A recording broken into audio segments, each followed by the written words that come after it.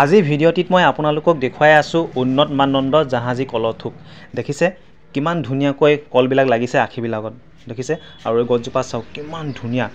মই গোটেই গছজোপাৰ সৈতে কলৰ থোকটো দেখুৱাই আছো দেখিছে আৰু এই গছজোপা চাওক প্ৰায় 8-9 ফুট ওখ হয় কল গছজোপা দেখিছে মই ওপৰৰ পৰা তললৈ দেখুৱাইছো চাওক কলৰ থোকটো প্ৰায় 4-5 ফুট দীঘল কলৰ থোকটো দেখিছে কিমান ধুনীয়াকৈ লাগিছে কলবিলাক ডাঙৰ ডাঙৰ হৈছে দেখিছে আৰু এইজোপা হৈছে উন্নত মানদণ্ড জাহাজী কলগছ আৰু এই কলগছজোপাতে ধুনীয়াকৈ লাগিছে কলবিলাক দেখিছে গছজোপা দেখিয়ে কিবা এটা ভাল লাগিছে পিছে আপোনালোকৰ বাৰীত এনেকুৱা ধৰণৰ কলগছ আছেনে নিশ্চয় কমেন্ট কৰি জনাব আৰু এয়া দেখিছে তুলসী গছ